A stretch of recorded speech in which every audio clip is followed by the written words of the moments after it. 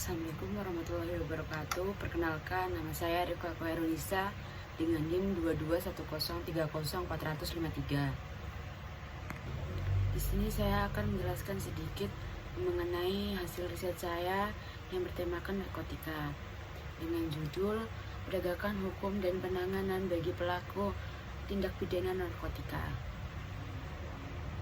Nah, saya melakukan wawancara di LBH Dharma Yuda, yaitu di Pleret bersama dengan Bapak Denny Kuncoro Sakti sebagai advokat, dan saya melakukan wawancara pula di BNNP Kota Yogyakarta bersama Dr. Febriana Kusuma sebagai penanggung jawab fungsi rehabilitasi BNNP Kota Yogyakarta. Langsung saja saya mengambil dua rumusan masalah. Yang pertama, bagaimana penegakan hukum terhadap seorang penyalahguna narkotika, yaitu sebagai pengguna, pemakai, ataupun sebagai pengedar narkotika.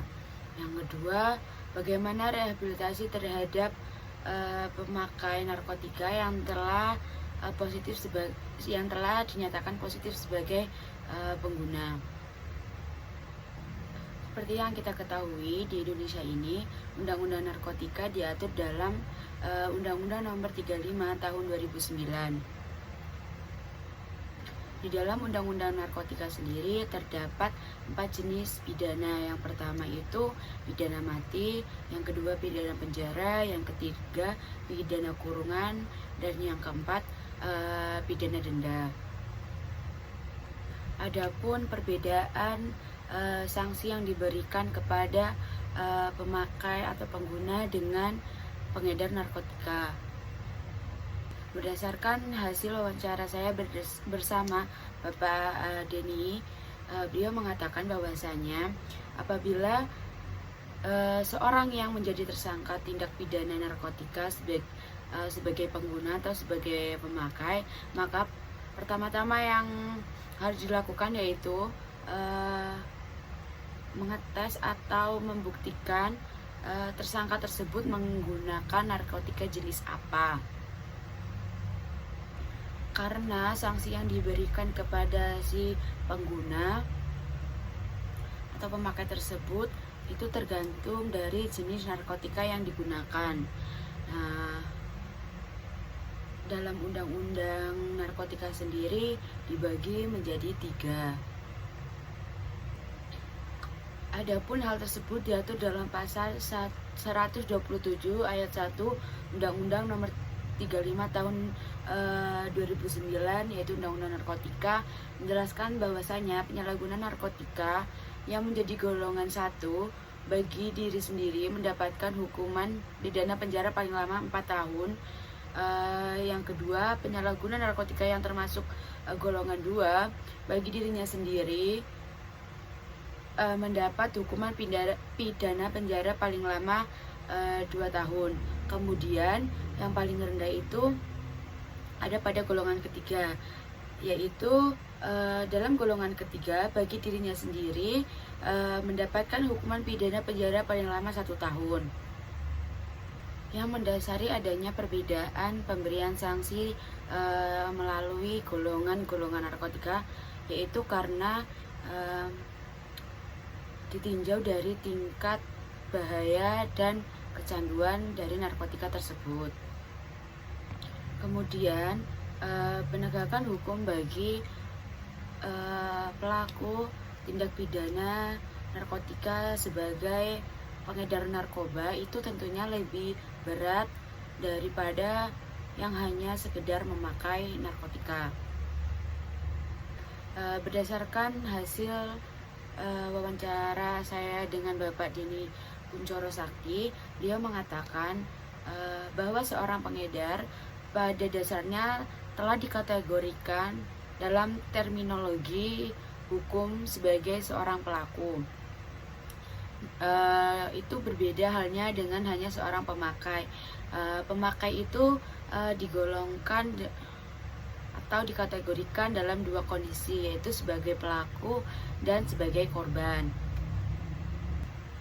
Hal yang memberatkan hukuman bagi pengedar narkotika daripada penyalahguna itu dilihat dari aspek kemanusiaannya atau hak asasi manusia, karena pengedar narkotika itu kan menjual narkoba secara bebas tanpa izin. Dengan begitu pengedar narkotika mampu merusak generasi muda bangsa ini karena hak asasi manusia yang dipunyai oleh generasi muda itu terampas. Adapun hukum yang diberikan kepada pengedar narkotika yaitu Peraturan Hukum Narkotika Indonesia menjelaskan bahwasanya setiap orang yang tidak mempunyai hak atau melawan hukum melakukan kegiatan berupa memproduksi narkotika, mengekspor narkotika, mengimpor narkotika,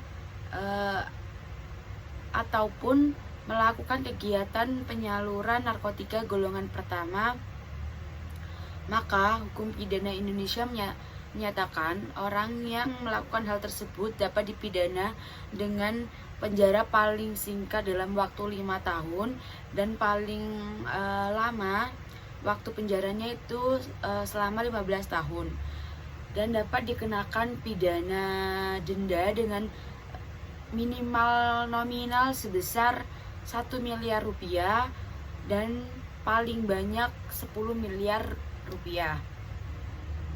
Kemudian saya akan membahas mengenai rumusan masalah yang kedua, yaitu bagaimana rehabilitasi terhadap pengguna atau pemakai narkotika yang telah dinyatakan positif menggunakan narkotika. Rehabilitasi itu merupakan hal wajib atau hal yang harus dilakukan oleh pengguna narkotika. Itu merupakan sebuah tanggung jawab atau hak yang diberikan negara kepada pengguna.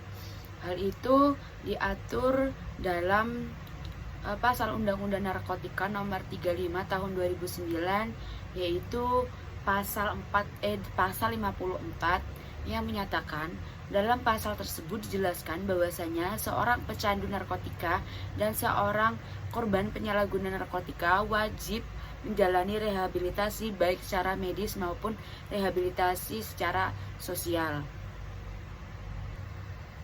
Berdasarkan hasil wawancara saya bersama Dr. Febriana, dia mengatakan rehabilitasi bisa dilakukan di mana saja, ya bukan berarti di rumah gitu ya teman-teman, namun bisa dilakukan di BNN atau di rumah sakit yang menyediakan jasa layanan rehabilitasi.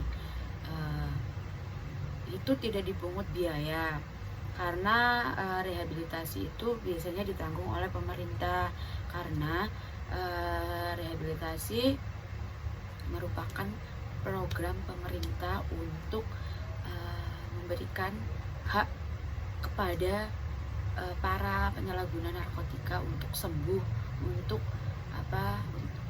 untuk dapat lepas dari narkotika. Dr. Febriana juga mengatakan bahwasanya